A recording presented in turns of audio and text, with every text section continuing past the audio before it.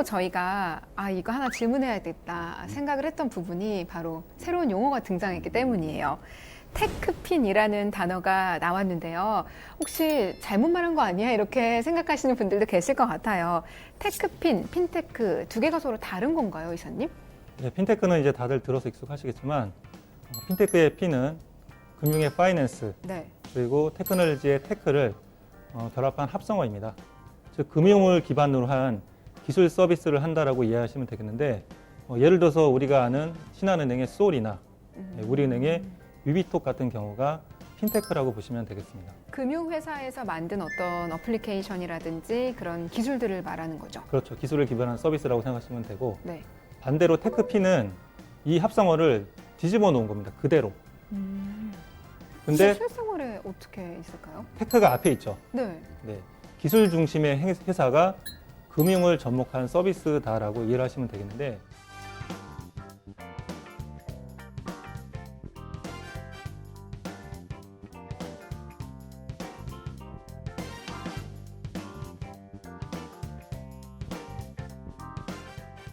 그러니까 제가 한번 정리를 해보자면 핀테크는 금융 기반의 기술이 접목된 거고 테크핀은 기술 기반의 금융을 끌어온 거다라고 이해하면 될까요? 네, 잘 이해하신 것 같습니다. 네, 테크핀 좀 익숙한 단어들이 하나 둘씩 이것과 연관돼서 들려오는 것 같긴 한데요. 네. 조금 더 구체적으로 실생활 속 테크핀 사례들이 있을까요?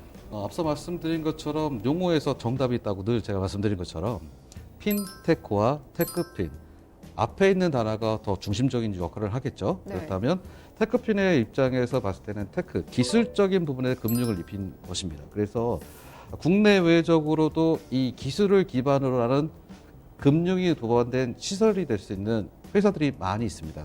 예를 들어 설명을 드리자면 테크핀 기업의 공룡기업, 전 세계적인 공룡기업이 중국의 알리바바에서 만든 엔트 파이낸셜이라는 게 있고요. 미국의 페이스북에서 페이스북페이, 국내에서는 테크핀 기업에서 선두주자인 카카오뱅크, 네이버에서 만든 네이버페이가 있죠. 삼성에서 만든 삼성페이.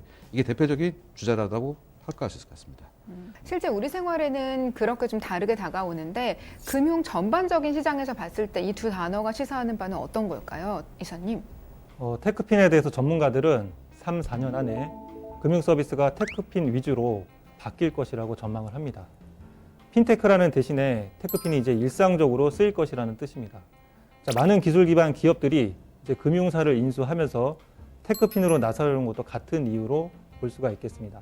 제가 앞서서 언급한 단순히 채팅 사이트로 시작한 카카오가 이제는 은행이나 교통 그리고 카카오 프렌드 샵이라는 것을 통해서 이 온라인과 오프라인을 넘나들면서 시장을 구축하고 있다는 점은 정말로 인상 깊고 주목해야 되지 않을까 싶습니다.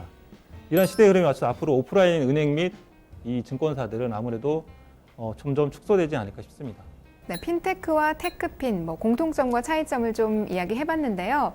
비슷한 것 같으면서도 조금 다른 것 같고 아직은 좀 헷갈립니다. 근데 분명한 것은 이미 둘 다 우리 생활 깊숙이 들어와 있다라는 사실만은 이제 부인할 수가 없을 것 같아요. 또 그래서 드리는 말씀인데 8월에 전 세계 최초로 우리나라에서 P2P 관련 법안이 시행이 되지 않습니까? 그런데 또 지난 30일에 금융당국이 시행을 앞두고 P2P 금융업 감독 규정과 시행세칙을 발표를 했습니다. 시행세칙 어떤 내용들이 있는지 한번 훑어볼까요? 네, 금융위원회와 금융감독원은 P2P업의 건전한 육성과 이용자 보호에 관한 법률 시행에 필요한 사항을 다음과 같이 이제 규정을 하고 있습니다. 네, 첫 번째는 해당 요건과 절차를 통해서 건전한 재무 상태와 사회적 신용을 갖춘 P2P 업체를 검증하고자 등록 절차와 요건을 규정하고 있고, 두 번째로 이용자들의 P2P 플랫폼 선택이나 투자 결정에 도움이 될 수 있도록 업체와 상품의 구체적인 정보를 동시 제공해야 합니다. 자, 세 번째로는 P2P 업체가 연체와 부실로 조금 시끄럽지 않습니까? 네. 그래서 연체율이 높아진 업체의 경우 일부 영업 방식이 제한되거나 공시 관리 의무를 또 규정을 했습니다. 자, 네 번째로는 투자자의 투자 판단을 저해할 수 있는 고위험 상품을 또 제한을 했습니다. 자, 다섯 번째로 P2P 업체는 연계대출 규모에 따라 또 손해배상을 이제는 해야 할 책임이 있습니다. 이는 등록 취소 및 폐업 시에도 유지가 된다는 점. 자, 마지막으로 여섯 번째는 P2P 업체는 영업 재무 현황, 특수관계인 간의 거래 등을 분기 월별로 감독 기관에게 보고할 의무가 구체화되어 규정하고 있습니다. 네, P2P 금융업 이 시행 세칙에 대해서 한번 살펴봤는데요. 가장 이렇게 눈이 가는 게 고위험 상품에 대한 판매 금지 조항이에요. 제가 듣기로는 이제 투자자를 조금 더 적극적으로 보호하는 그런 법안이 아닌가 하는 생각이 드는데 어떤가요, 대표님? 네, 정확히 보셨습니다. 금융당국에서 투자가 보호에 관련된 중점 사항을 가졌다고 볼 수 있는데 크게 세 가지로 나눌 수 있습니다. 고위험 상품을 유형의 첫 번째 방법은 투자가가 상품에 대해서 분별하기 어렵게 상품을 섞어서 판매하지 못하게 한다. 즉 다시 말씀드리면 신용도 위험 상품이 높은 신용대품 상품이든지 물론 전체 신용 상품이 나쁘진 않습니다.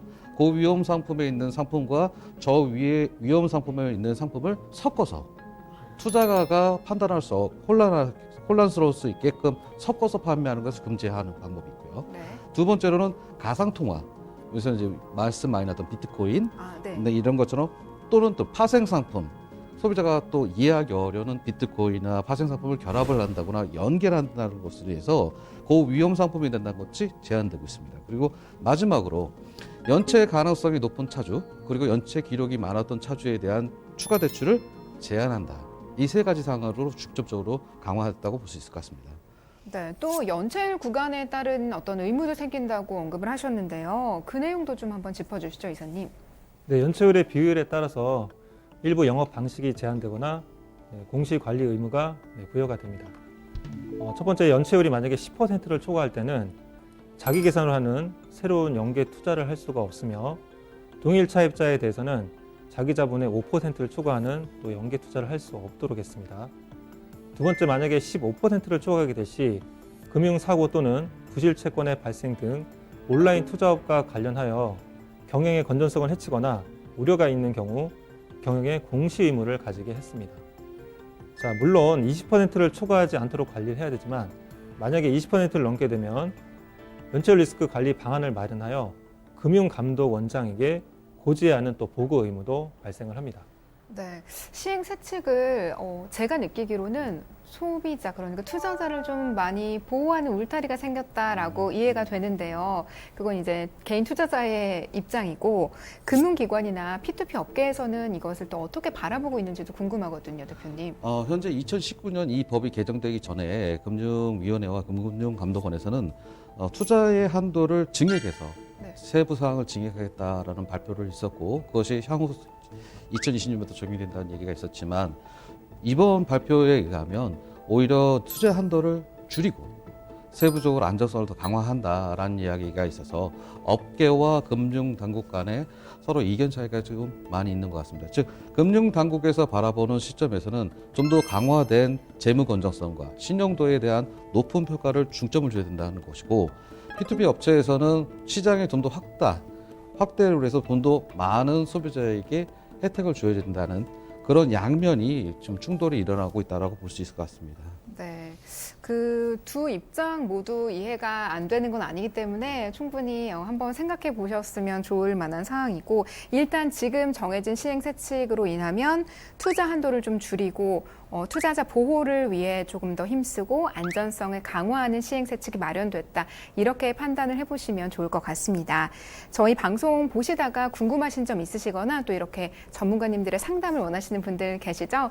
022128-3330번으로 전화 주시면 방송 중은 물론이고요. 방송 끝난 이후에도 언제나 친절하게 상담해드리도록 하겠습니다.